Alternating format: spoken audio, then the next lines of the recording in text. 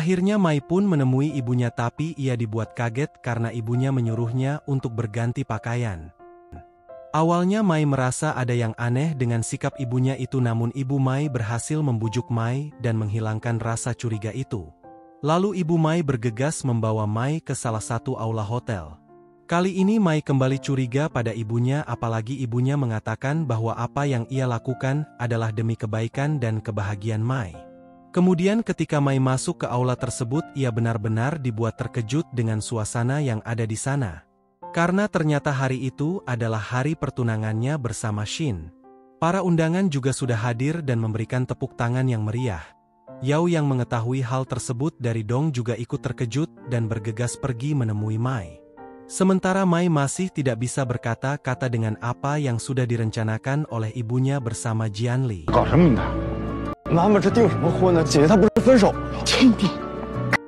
Ibu Mai pun terus saja mendesak Mai agar ia mau melakukan pertunangan itu. Akhirnya dengan penuh percaya diri Mai bersedia naik ke atas panggung bersama Shin, tetapi keberadaannya di sana bukan untuk menerima pertunangan melainkan ia dengan penuh percaya diri menolak serta membatalkan pertunangan itu.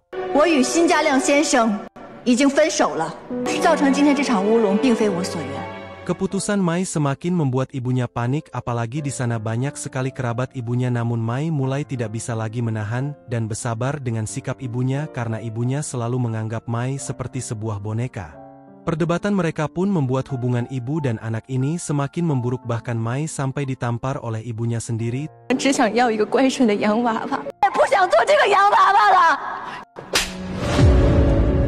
Tetapi Mai tetap berdiri pada keputusannya dan bergegas pergi meninggalkan mereka semua.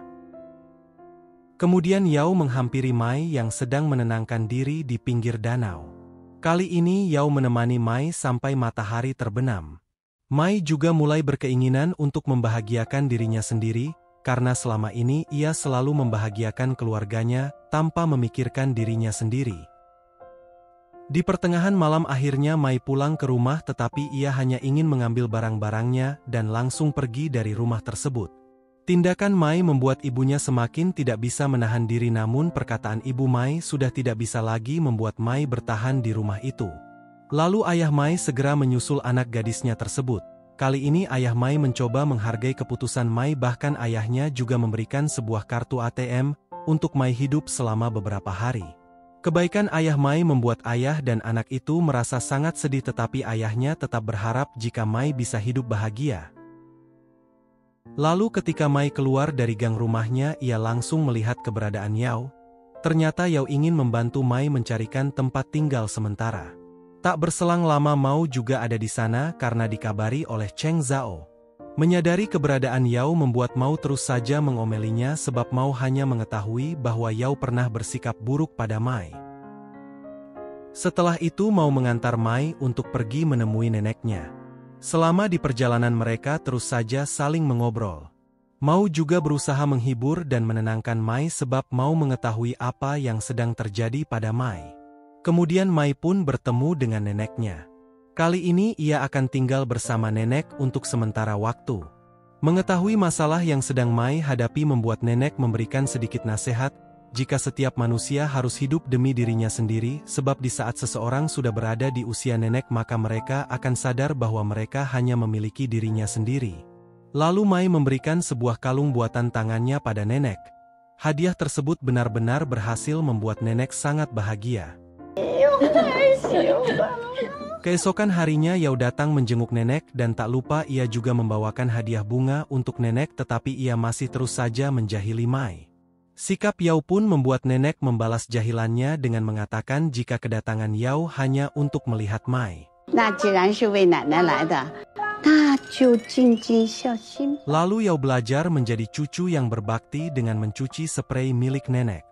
Mai juga menemani Yao sembari mengajarinya cara mencuci, namun cara Yao mencuci membuat Mai terus berkomentar sampai akhirnya Mai mengajari Yao memeras spray tersebut agar tidak rusak. Tak disangka kebersamaan itu membuat Yao terus saja memperhatikan Mai. Mereka juga saling menjahili satu sama lain dengan penuh rasa bahagia.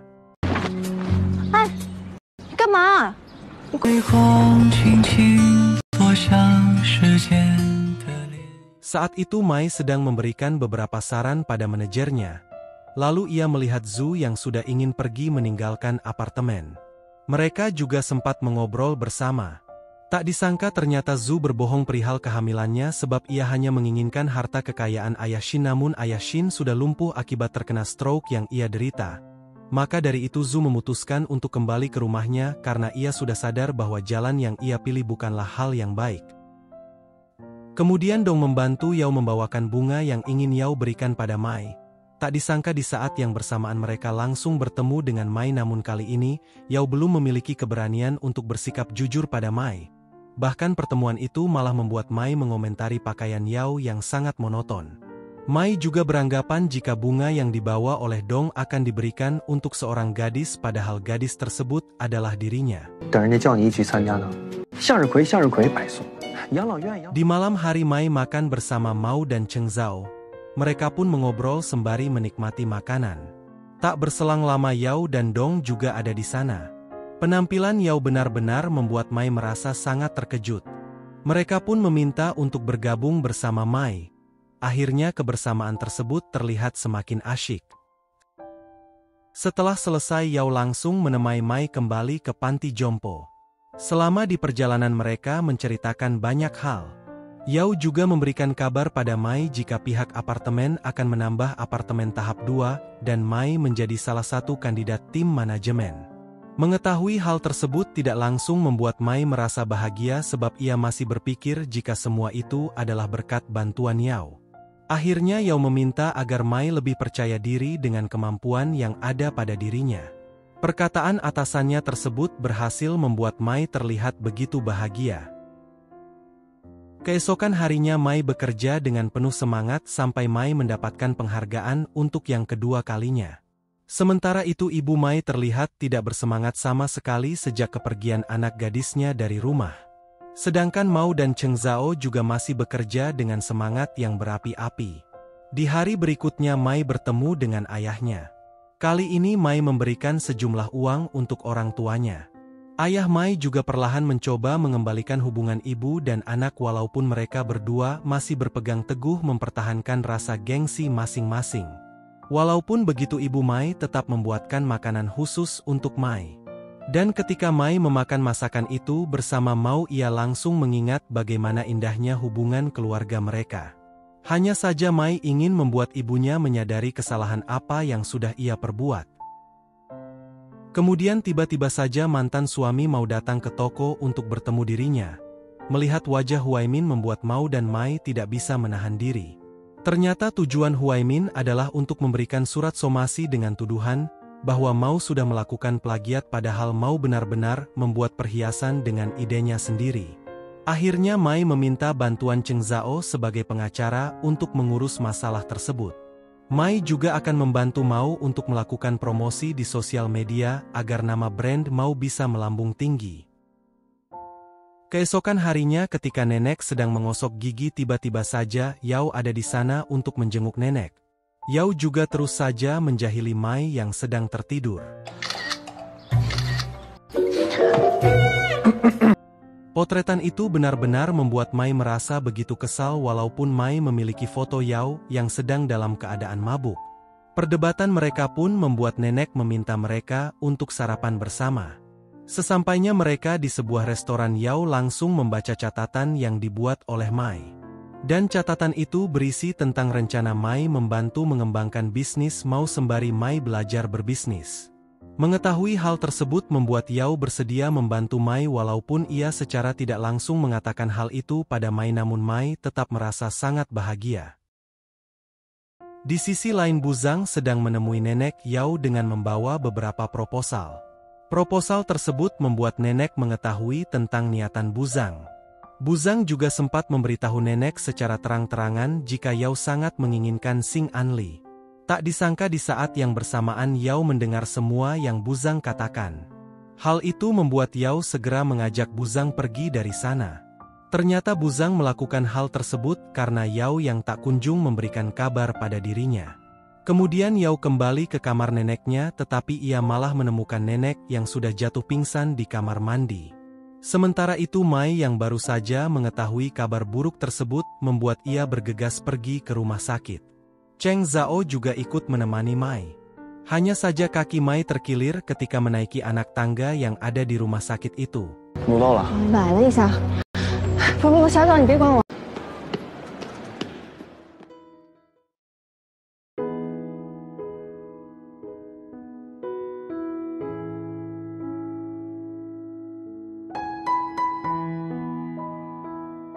Saat itu nenek sudah sadarkan diri, beruntung kondisi nenek sudah lebih membaik. Ia terkena serangan gagal jantung dan harus banyak istirahat, namun Mai tetap merasa bersalah karena tidak menjaga nenek dengan baik. Lalu ketika Mai pergi bersama dokter mengambil laporan pemeriksaan, nenek mencoba mengobrol dari hati ke hati dengan Yao. Kali ini nenek memperlihatkan ketidaksetujuannya tentang kerjasama Yao dengan Buzang. Yao juga mengakui bahwa ia memang sangat menginginkan Xing Anli, namun Yao sudah tidak terlalu memikirkan hal tersebut, asalkan nenek bisa merasa tenang maka ia akan mengusahakan hal itu. Tetapi jika masalah tersebut malah mengorbankan kesehatan nenek maka Yao tidak akan rela sama sekali, sebab nenek adalah satu-satunya keluarga Yao. Mendengar semua itu membuat nenek merasa begitu tersentuh. Nenek juga akhirnya merasakan hangatnya kekeluargaan. Sementara itu Mai bertemu dengan keluarganya yang ingin menjenguk nenek. Pertemuan tersebut memperlihatkan hubungan Mai dan ibunya yang masih belum membaik, tetapi ibu Mai tetap khawatir melihat Mai yang berjalan pincang. Ibu Mai pun meminta ayah Mai untuk menanyakan penyebab terlukanya kaki anaknya tersebut. Lalu mereka bersama-sama menjenguk nenek di ruang rawat inap. Kali ini mereka masih terus memperlihatkan hubungan yang tidak baik di hadapan nenek. Apalagi ibu Mai yang kekeh tidak ingin pindah rumah walaupun Mai dan Cheng Zhao mencarikan rumah untuk mereka tempati. Alhasil nenek berbesar hati memberikan rumah mewahnya untuk ditempati keluarga Mai. Mendengar hal itu membuat ibu Mai kembali bersemangat, bahkan ia tidak menolak sama sekali bantuan dari nenek, padahal Mai dan ayahnya sudah merasa tidak enak pada nenek. Mai juga tidak ingin tinggal di rumah itu bersama orang tua dan adiknya. Hal tersebut kembali membuat ibu Mai merasa begitu sedih. Akhirnya Mai hanya pergi untuk menemani keluarganya melihat rumah nenek tersebut. Tak disangka rumah sang nenek sangatlah luas dan mewah, namun Mai terus saja mengingatkan orang tuanya jika rumah itu hanya akan mereka tempati untuk sementara waktu, padahal ibu Mai terlihat begitu bahagia. Di malam hari Yao sedang menemani nenek di rumah sakit. Tak berselang lama Mai juga ada di sana untuk menggantikan Yao. Saat itu Mai baru mengetahui jika rumah mewah milik nenek dulunya pernah nenek tempati bersama dengan kakek Mai. Kemudian Mai pun membayar biaya sewa rumah nenek selama setengah tahun sampai rumah keluarga Mai selesai direnovasi. Sikap Mai benar-benar membuat nenek terus memakluminya. Hanya saja nenek berusaha membuat Mai mengerti jika sikap seperti itu tidak bisa terus-terusan Mai pertahankan karena keunggulan Mai lama-kelamaan akan menjadi kekurangannya. Lalu Mai juga memperlihatkan rekaman promosi Mao yang dibuat olehnya. Keesokan harinya Paman Cui membawakan beberapa makanan khusus untuk nenek. Yao juga ada di sana bersama mereka, namun tiba-tiba saja nenek memberitahu Yao bahwa Mai sedang pergi untuk melakukan siaran langsung dengan Mao. Perkataan nenek itu pun membuat Yao sedikit salah tingkah. Lalu ketika nenek ingin menikmati makanan tersebut, Yao malah melarang nenek untuk mengkonsumsi semua makanan itu. Kali ini nenek kembali membicarakan tentang proposal yang dibawa oleh Buzang. Ternyata nenek tidak setuju jika semua karyawan Xing Anli diganti karena Xing Anli akan berada di bawah manajemen Hotel Botticelli. Akhirnya nenek mengingatkan Yao bahwa Xing Anli adalah rumahnya. Semua karyawan yang ada di sana juga sudah seperti keluarga nenek yang melewati susah senang bersama. Alhasil Yao berjanji pada nenek jika ia akan berusaha mempertahankan semua karyawan Xing Anli dan Mai juga tetap menjadi bagian Xing Anli agar ia bisa mengawasi Yao. Mendengar semua itu benar-benar membuat nenek merasa sangat bahagia. Di sisi lain Mao mulai melakukan siaran langsung. Mai dan Cheng Zhao juga ada di sana untuk memberikan beberapa arahan pada Mao agar upaya mereka untuk melawan Huaimin berhasil. Setelah selesai Mao begitu bahagia karena ada beberapa orang yang memesan karyanya. Kebahagiaan itu membuat Mao langsung mengajak Mai dan Cheng Zhao untuk makan malam bersama, namun Mai harus bergegas kembali ke rumah sakit untuk menemani nenek. Lalu tiba-tiba saja Mai mendapati Yao yang sedang menunggu dirinya. Ternyata Yao ingin meminta bantuan Mai mencarikan gaun kongsam khusus untuk nenek. Dan ketika mereka sampai di lokasi mereka langsung disambut oleh Paman Su pemilik toko tersebut. Melihat Mai yang datang bersama seorang pria membuat Paman Su mengira jika Yao adalah kekasih Mai. Paman Su juga terus memuji ketampanan dan keserasian mereka berdua. Tak disangka pujian itu malah membuat Yao terlihat begitu bangga. Kemudian mereka segera memberitahu Paman Su tentang kongsam yang ingin dibuat tetapi keinginan Yao dan Mai sangatlah berbeda alhasil Yao pun mengalah. Sebab Mai memang terlihat begitu memahami kepribadian dan karakter nenek. Di hari berikutnya ayah Mai menemui nenek yang masih berada di rumah sakit. Tak lupa ia membawa bunga yang begitu indah yang dibelikan oleh Mai. Ayah Mai juga berniat mengajak nenek untuk tinggal bersama keluarganya agar mereka bisa merawat nenek. Tetapi nenek menolak ajakan tersebut karena nenek sudah terbiasa hidup seorang diri. Hanya saja nenek mengajak keluarga ayah Mai untuk makan malam bersama di Sing Anli dengan dirinya dan juga Yao.